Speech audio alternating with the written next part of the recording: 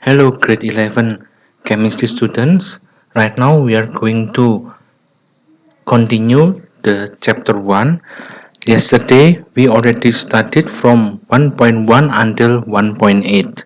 The last part was about empirical formula and molecular formula.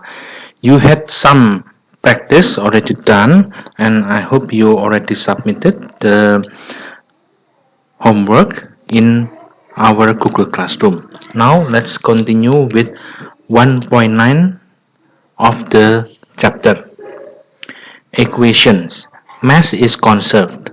Chemical equation represents what happens during the chemical reaction. A key feature of chemical reactions is that they proceed with no measurable change in mass at all. Many obvious events can often be seen taking place. No, the evolution of heat, flashes of light, changes of color, noise, and evolution of gases. These are the products that could be that formed during the chemical reaction. So there is a evolution of heat, or we call as exothermic. There is a flashes of light, like in the combustion, like when magnesium strip is burned, it will produce very bright light. And then changes of color, example when potassium permanganate react, so the purple color can decolors.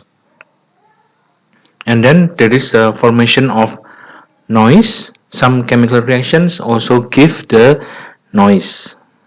Like what is the noise? Is like fizzing, fizzes. And then there is a evolution of gas produced, like example bubbles of oxygen gas, bubbles of hydrogen gas, bubbles of nitrogen gas. But despite this sometimes dramatic signs that reaction is happening, and the sum of the masses of all the various products is always found to be equal to the sum of the masses of the reactants. This is considered to be 100% yield. So the mass of the products is the same as the mass of the reactants. This is considered to be 100% yield. But in reality, 100% yield is difficult to obtain. There must be a loss.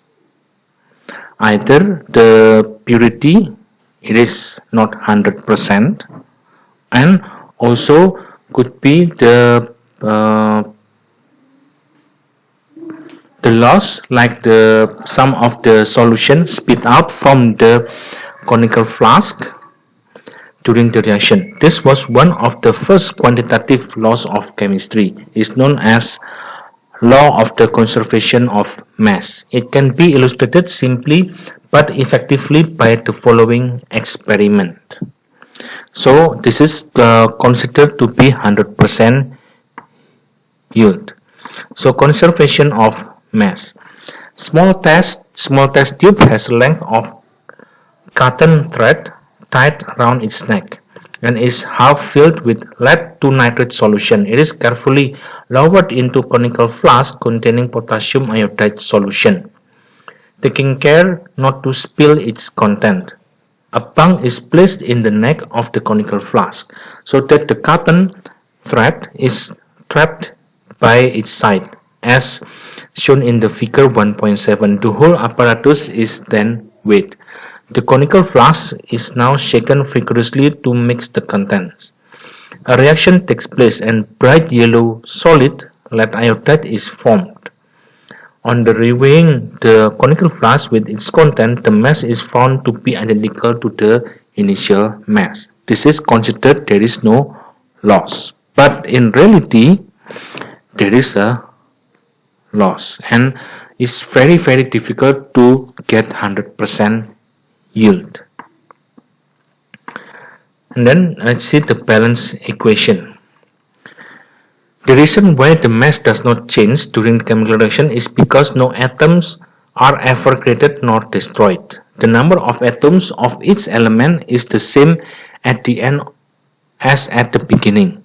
That is called as balancing equation. When we balance equation, we have to add a coefficient in front of the chemical formula. This is the balancing is called as the conservation of mass.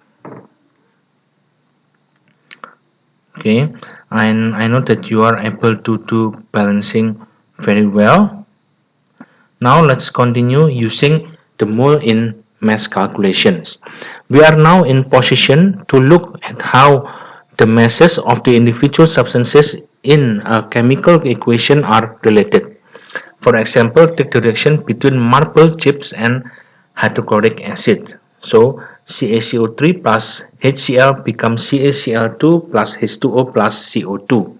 When this reaction is carried out in open conical flask or on a top pan balance, the mass is observed to decrease.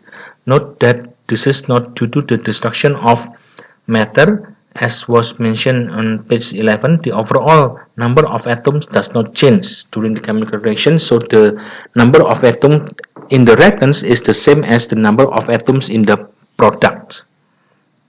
So in here, we have to consider the stoichiometry of the chemical equation. Okay, so we have to find the moles of the product and then ratio from the balance equation. Now this ratio of the balance equation is called the stoichiometry.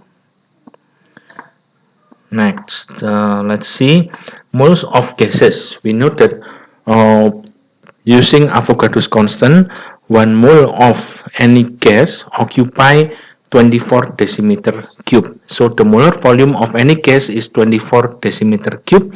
It is at 25 degrees Celsius and 1 atmospheric pressure.